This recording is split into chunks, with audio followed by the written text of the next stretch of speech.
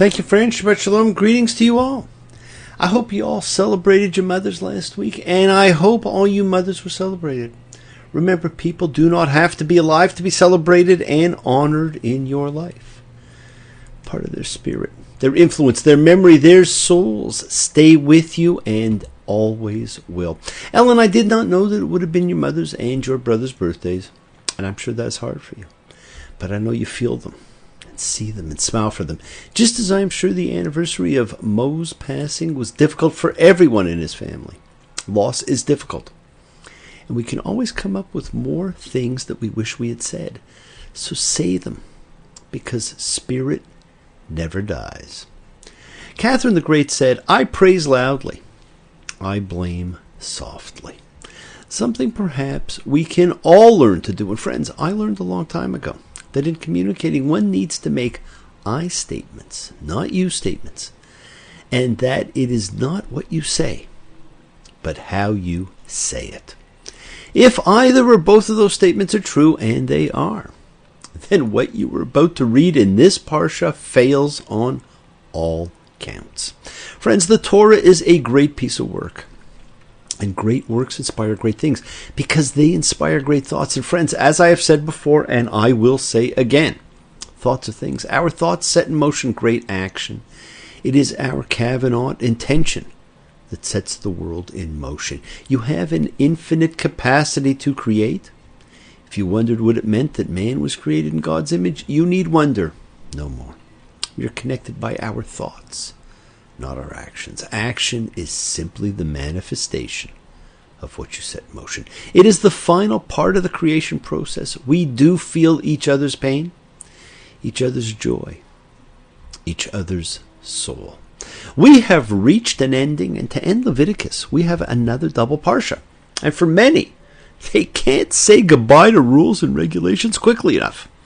And in its final few verses, we see the final chapter is best regarded as an appendix to Leviticus, focusing on a variety of laws pertaining to voluntary offerings and tax obligations to the sanctuary.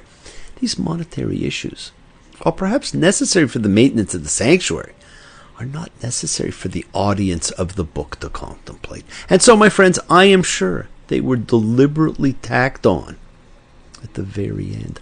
Leviticus is a design for an organized society of people who help one another, who do not intentionally injure one another, who respect one another's property and relationships, who regularly assemble to celebrate together, who acknowledge their errors and atone for them, who regard life in humans and in animals as sacred, who preserve purity in various forms, who respect law and who are utterly loyal to one God. It belongs after Numbers, not before it. And so it is against the background of this design that the book of Numbers must be understood. People like movement. People like stories. People identify with stories, with characters, with events, with identifiable markers. We are about to say goodbye to a static motion, as the wilderness generation is truly about to become their namesake as they begin the 11-day journey to the promised land. An 11-day journey that took 40 years. Behar bechukotai, in the mountain by my statutes. By his truth I can be upright. By his strength I do endure. By his power I've been lifted. In his love I am secure. He bought me with a price, freed me from the pit full of emptiness and wrath, and the fire that burns in it. I've been saved by the blood of the Lamb. All of those statements, my friends, will be a part of this double parsha. This double parsha begins by talking about the Sabbath year for land. Land needs a ceasing, a break, a time to recharge, like us. And then presents the incredible idea of the Jubilee year, in which the land reverts back to its original owners, and it ends with an unbelievably strange list of blessings and curses. Leviticus 25:25. Should your brother come to ruin and sell his holding, his redeemer, who is related to him, shall come and redeem what his brother sold. And should a man have no redeemer, and his hand attain and find enough for its redemption, he shall reckon the years it was sold and give back the difference to the man to whom he was sold, and he shall go back to his holding. In the law of the Jubilee, my friends, God commands that every 50 years all property is to return to the original owners. This is fascinating, simply fascinating, because they are still at the foot of the mountain. So there is no land. And land that does not exist has not even been distributed yet. This appears to be an economic program designed to prevent the feudal system, common in most of the ancient Near East, from developing in Israel. That is, it functions to prevent the establishment of a class of wealthy landowners at the top of the economic scale and a mass of landless peasants at the bottom. Wow, the further we go, the more things stay the same. This whole idea about the return of land to its original, rightful owner is incredible on its own. But it was the term used, my friends, redeemer. What a powerful concept to have someone stand as your redeemer. Like the powerful prayer said the night before Yom Kippur, calling for anyone who will stand as a redeemer for your atonement. We talked before about the shift in law to account for more ethics and morals and not just the ritual law that the book was about. And so the law took on a new dimension as it became the ethical law. Now, an unfortunate Israelite need not feel degraded to be poor, nor ashamed to be pitied. Economic suffering is treated as a reality of life, as it still is, which one is required by law to remedy. The poor man can know that his brother is helping him because the system requires brothers to help one another, and that if the shoe were on the other foot, he would do the same for his brother. Wouldn't it be great to see that again? And friends, the land shall not be sold permanently because, as God says, the land is mine because you are aliens and visitors with me. We need to understand, we do not own anything. We are merely caretakers of all that we have in this lifetime.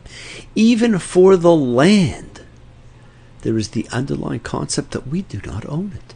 It will be here long after we are gone, just as the truth will be here long after we have twisted its meaning. Now, when I read this parsha, I think of one of the things said by the great pharaoh Amenhotep IV, probably one of the most interesting pharaohs of all, whose name was changed to Akhenaten, meaning effective for the Aten. And the Aten was conceived as the Lord, the creator, giver of life and nurturing spirit of the world. Aten cared for every creature and created all countries and all people. Now, Akhenaten was the father of Tutankhaten, who subsequently changed his name to Tutankhamen after the fall of the monotheistic Atenist religion and the reinstatement of the old multiple gods of Egypt. Now, there are many theories that Akhenaten may have been the historical Moses, and his writings certainly point to his monotheism. And the Exodus may have been his move of the capital to build a new one. But that is another topic. He said, the man who has lived in darkness his whole life does not understand the light. He calls it evil because it hurts his eyes. The Torah with its teachings is a book of light, and it can hurt your eyes. So be careful how you look at it. In Leviticus 26 and 27, we come across possibly one of the strangest lists of blessings and curses of all time. Friends, it opens with a reminder we all need to keep in mind. I am the Lord your God. My Sabbaths you shall keep, and my sanctuary you shall revere. I am the Lord. My Sabbaths you shall keep, and my sanctuary you shall revere. Sacred time and sacred space, my friends. Since the first day of creation, the two things we need to keep in mind, and that keeps coming up again and again. Now, I don't know about you, but I've always been told that God loves us unconditionally and that we should practice unconditional love. Something few got and something few give. Now, if you ever needed more proof that this book of laws was a priestly edition, look no further than this list of blessings and curses. It goes against everything we are taught, but feeds perfectly into the power of the priestly cult. We all know what a conditional statement is. If, then. If I fell in love with you, would you promise to be true and help me understand? Well, there is no helping here. If you do what I say, these are your blessings. Rain, full crops and much food. The people will dwell securely. There will be peace in the land. There will be no one to terrify you, no evil beasts, no enemies. God will live in our midst and walk around like in the days of yore. And I shall go about in your midst. You will be my people. I am the Lord your God who brought you out of the land of Egypt. Not bad. And if you don't do what I say, well then, he will direct panic, consumption, and fever against us. We will sow our seeds in vain. Enemies will eat our food, and God will set his face against us. We will suffer sevenfold all unpleasantries. Pestilence, we will have no satisfaction. That is, God will make sure I can't get no satisfaction. The bizarre and horrific. And you shall eat the flesh of your sons, and the flesh of your daughters you shall eat. He will destroy our cult places and turn towns to ruins. And the pièce de résistance. And you I will scatter among the nations, exile my friends, the greatest and most ongoing fear. You see, friends, in the most conditional way possible, God says plainly enough, the people's fate will depend on whether they follow these laws or not.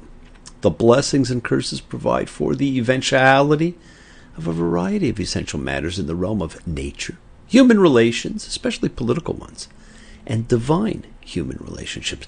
With that choice, hey, it's a no-brainer.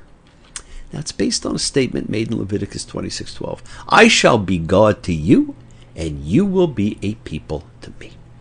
The last blessing of the list echoes what is thought to be the wording of the marriage ceremony in ancient Israel. I shall be a husband to you, and you will be a wife to me. As well as the adoption ceremony, I shall be a parent to you, and you will be a son, daughter to me. Well, I will be a God to you. The blessings and curses are not rewards and punishments. They are a formal part of the biblical covenants, with parallels in legal contracts of the ancient Near East. They express the outcomes of fulfillment or non-fulfillment of the covenant's terms. A people who are faithful to its God and keep the Sabbath and honor its parents and do not steal will be prosperous and enduring in its land. And a people who lose sight of its commitments and values will suffer. Now, I do not think God is conditional, but the priesthood, well, that is another story. Once there was a silly old ram thought he'd punch a hole in a dam. No one could make that ram scram. He kept butting that dam because he had high hopes. He had high hopes. He had high apple pie in the sky hopes. Friends, keep your hopes high. Do not be afraid of the light. Do not succumb to conditional treatments at any time. The world is sacred, and so is everything in it. Express your gratitude. Friends, light a candle, make a wish. Celebrate your life and the lives of those you love. Live free, be free, and honor your freedom. Be well, be happy, and be blessed. Share and honor the light and all who live in the light, and continue to shine. Continue to send everyone you know goodwill and love. Pray for peace and freedom for everyone, and end to terror and hatred. And remember, friends, we are a community. We learn together. We celebrate each other. We love each other. Thank you all. Love you. See you all next time. Wishes do come true. Bless you all. Shabbat Shalom.